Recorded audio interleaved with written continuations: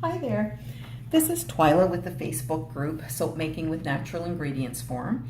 And today I just want to walk you through using Soapcalc. I know I found it very difficult to understand and very intimidating the first time I cracked this open and tried to use it. So I'm just hoping that going through this today will give you some basics so that you're not as intimidated to get started plugging some stuff in the different fields and playing around with it.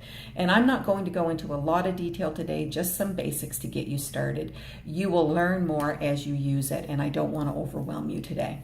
So just when you first open up your page, you'll see here across the top, there's your recipe calculator. There is a section called Getting Started, and there is a little overview of making soap there. And there is also Soapcalc directions, and that's a good review if you forget exactly what a certain block here means in the calculator. You can zip over to the directions and double check on it. So let's get started here, and we're just going to take each individual box and fill it in, and I'm not sure that I've got everything. There we go. There, I think that's showing everything. Now, in box number 1 is your type of lye, and obviously there's two types. There's your sodium hydroxide for making bars of soap and your potassium hydroxide for making liquid soap. And you also, if you're using potassium hydroxide, you need to read your label, because very rarely is it 100% pure, or even, in the high 90s, and you may need to click off this 90% potassium hydroxide button for that. But we're focusing today on sodium hydroxide. Number 2 is the weight of the oils, and you'll see that you have 3 different options here that you can choose, either pounds, ounces, or grams.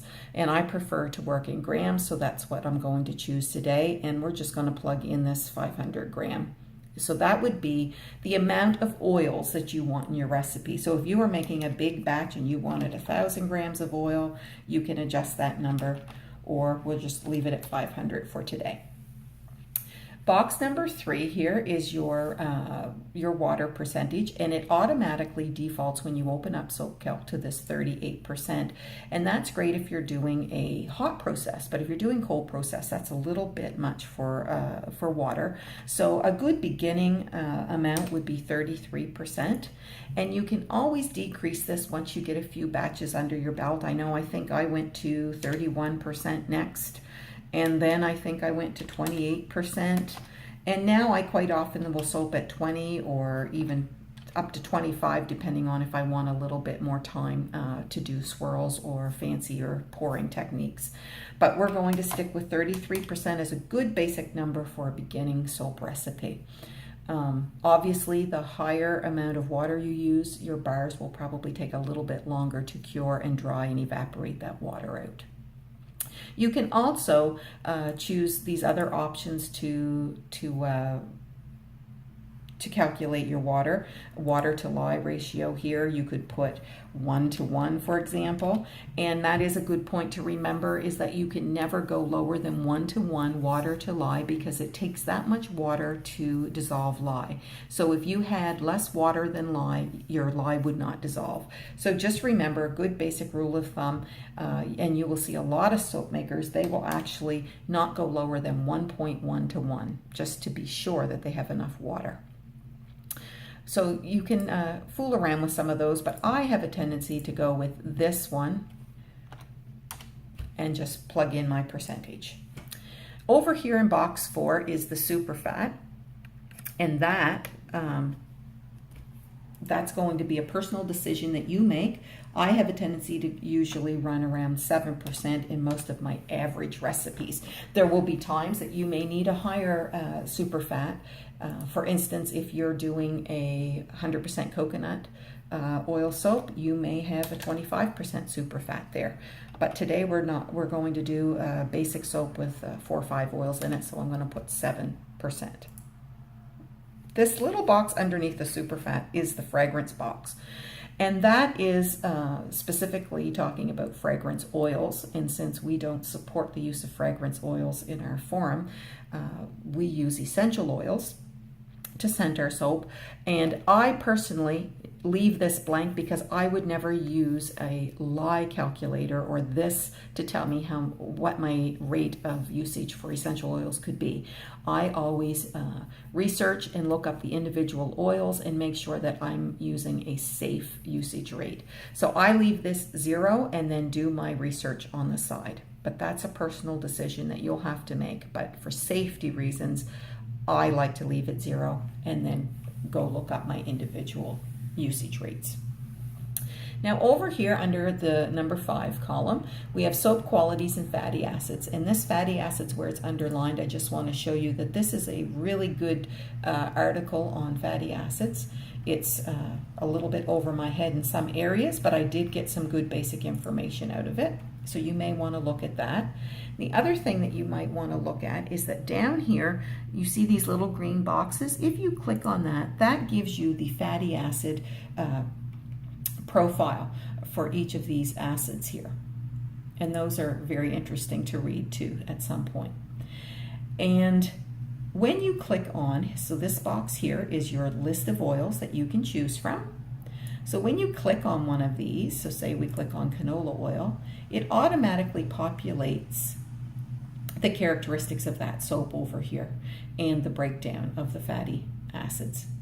So that's really informative. You can compare your different oils over there, and eventually when you get all of your oils listed in here and have your recipe done, it will combine everything and give you the total picture of your soap in this column.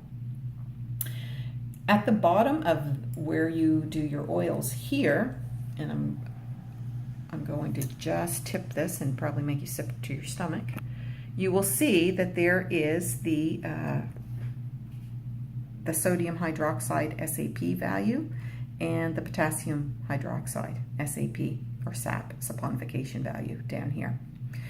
And that, when you click on a different oil, you'll see that your values change down there. Okay, now I'm going to get this sitting back again because I don't want to lose. Now I'm going to swing this way a bit so that you can see the next part that we're looking at. So now we're going to choose our oils for our recipe. So if we want to put, say we want castor oil, I click on castor oil, and I can either go over here and click the add button, or you can double click on the oil. So my next oil I want is coconut oil. So if you double click, that will also populate it over here in the box. If you make a mistake and hit the wrong one, you can hit this little minus button here and that removes it. And then you can go back over and choose the right one. So let's just pick 4 or 5 oils here to make up our recipe. Now let's throw in some olive oil and some shea butter. Where'd it go? There we go. Okay, now you can either fill in your amounts in percentages here, or you can switch to grams. Because we chose up here, because we had chosen grams, that's what is showing over here. So if we pick ounces up here, I hope you guys are following my cursor here. If we pick ounces up here, then you will notice all of a sudden that over here, the ounces is now what is showing. But we were working with grams, so there we go. So I always usually, well, I shouldn't say I usually pick, start formulating a recipe with percentages. So let's say we want 5% castor oil, and we're not going to go any higher than 20% today with coconut oil. Lard I like around 30%, shea I like around 10. So what does that leave me? Around 35 for our olive oil. And that will total 100%. So then you go down here, and I'm not sure, there we go. You go down here and hit this calculate recipe button, and you'll see that it totals up to 100%. If your calculations up here don't total up, a little box will come up and warn you of that, so that you know that you've got to go back and adjust your percentages. So once we see calculate our recipe, we're going to click this next little box that says view or print recipe. And there, this is the page that crops up, and this is the page that once you're satisfied with your recipe, you are actually going to, here I am making you dizzy again, You're actually going to give your recipe a name up here, whatever you want to call your soap. And here's the option over here to print your recipe.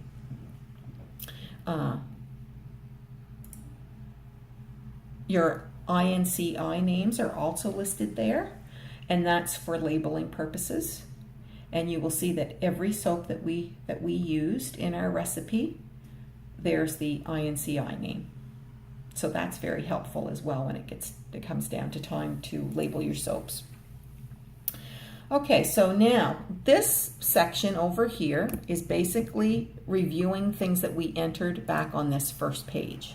So this information that we entered up here, you're going to see in this section right here.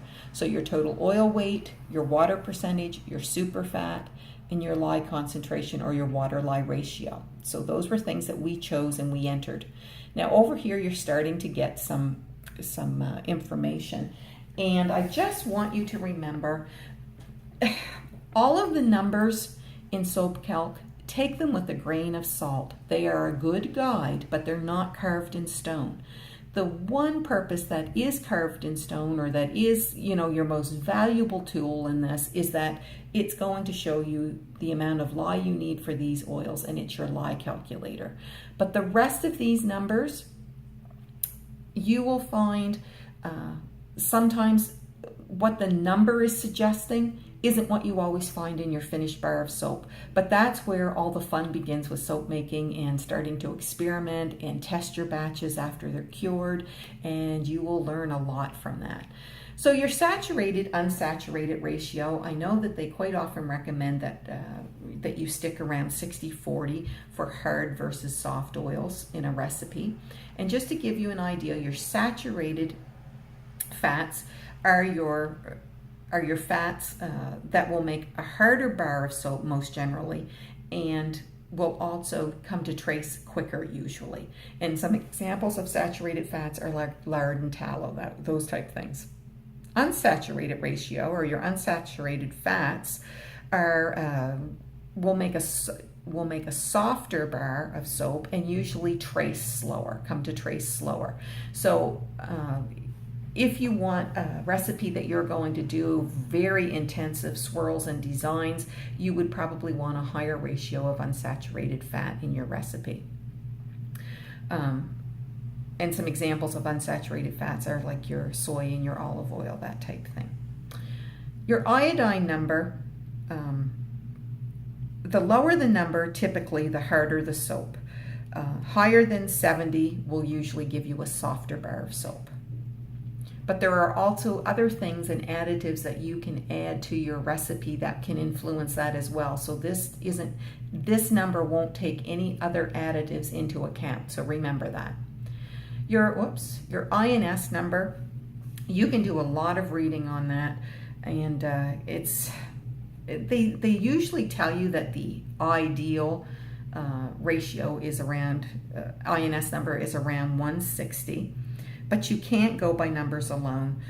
For example, if you were to use 100% cocoa butter as your recipe and type it in, you would be somewhere very close to your 160 INS mark that's supposed to make a perfect bar of soap.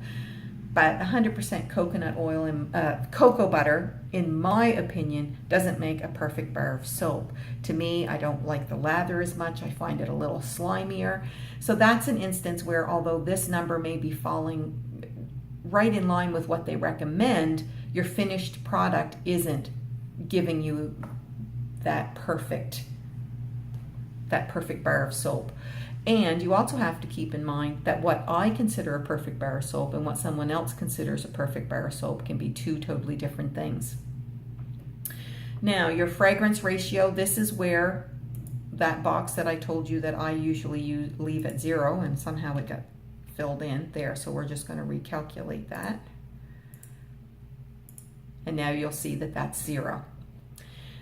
And your fragrance weight, that would be, if you had used that, that's where that would show up, the grams that you would use of your fragrance.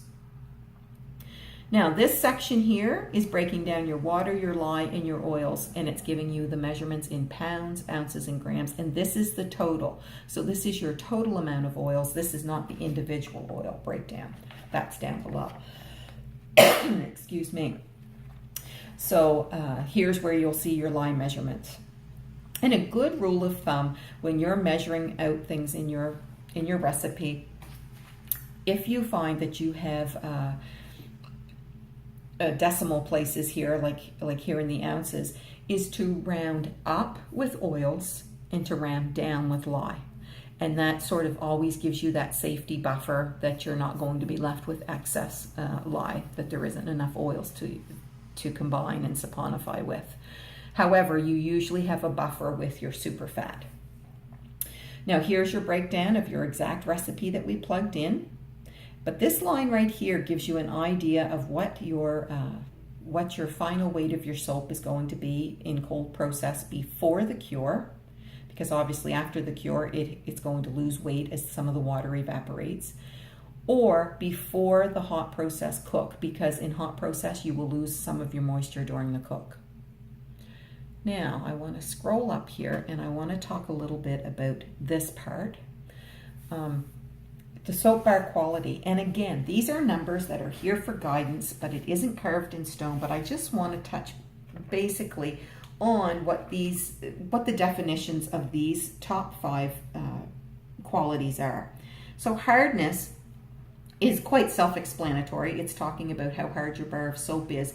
But just remember that there are other things besides the oil that is going to affect the hardness. Example of that is your water amount that you used. Cleansing. That is the ability of the oils to grab to grab the oils on your skin or to strip the oils on your skin. And that saying that, just you will notice that we are in a good range here at 14. But I don't want you to panic. I want to go back and show you, because the first time I did this, I thought, holy cow, did I make a mistake? When you do 100% olive oil, so we're going to take all of these out. We're going to adjust this to 100%. And we're going to recalculate and then print our recipe or look at our recipe. There. So this is for 100% olive oil now. Do you see what our cleansing number is now? It's 0. That doesn't mean that it doesn't clean. All soaps will clean your skin. It just means that it's not stripping a lot of your natural oil from your skin. So that's why they say olive oil is such a lovely, gentle soap for babies, right? And when you look at this number, you'll see that. Now, just to show you the difference, if we were to make a 100% coconut oil soap, right here, get that entered. Now, do you see the difference in your cleansing number? We're up to 67. So that's why when you make a 100% coconut oil soap, you have to increase your super fat so much to counteract how much of your natural oil the bar is stripping. So that's what your cleansing number shows.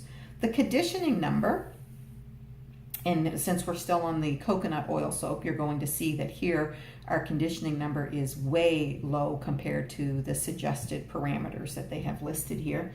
But the conditioning number is telling you about the emollients left on the skin after you've used this bar of soap. And when you have that emollient layer left on your skin, you get a little bit better moisture retention. So the water doesn't leave your body as quickly. So that's what that number means. Your bubbly number, and this one is like really high because it's coconut oil, and coconut oil is one of your most cleansing soaps and makes some of the best bubbles that you can get in a soap. The higher the bubbly number, it usually means that you have a foamier, fluffier, larger, fluffier bubbles. The lower this number usually means that you have like a creamier, denser type lather. Now, I find it very hard to distinguish or to describe what this creamy means. Usually, if your bubbly number is higher, your creamy number is lower. So you'll see here that with the coconut oil, you have a bubbly number of 67. So your creamy number is lower, it's 12. Now let's go back and switch this to olive oil and see how that changes things. Whoops, I went way past the O. Can't spell today. Whoops, I'm on a roll. There we go. And we're going to do 100% again just to compare. Now let's go back. Okay, so now your bubbly number is 0 and your creamy number is up to 17. So that just gives you an idea of, and to me the creamy indicates the stability or the creaminess of the lather, but it's hard to define. And this gives you the breakdown of your fatty acids over here. Now this area here is the really good spot. I'm just going to tip this down a bit here so that you can see it. This area down here at the bottom, this is a really good spot to write your additives. So if in this recipe we were adding 1 teaspoon of sugar, that's where I'd add it. And if we were adding 1 teaspoon of sodium lactate, that's where I'd make my notes. My additives would be over here. My notes over here might be where I will say that I used, chamomile tea for my lye liquid. So those type of notes. This might be where I would put my colorants. Colored entire loaf with purple Brazilian clay. Oops, I can't even type today. And I would probably put the amount. So say we used 1 teaspoon. So once you have all of your notes and everything done here, then you can go back up to the top, give your soap a name up here at the top, and then you can go over here and print your recipe. So that's basically just giving you a rundown, and I hope that helps take a little bit of the confusion out of it. But just go on the Soapcalc and start experimenting, and flip back and forth and change your oils up and see what it's doing to your recipe. But keep all of your recipes, and then when your soap is cured, start analyzing it in comparison. See how your additives affected those numbers. Because you may have had a low bubbly number, but by adding sugar to the recipe, you are finding that when you use the bar of soap, you have beautiful lather. So those are the type things that you're going to learn in your soaping journey. So I hope this helped a little bit, and just get into it and start using it, and happy soaping, and we'll talk to you later.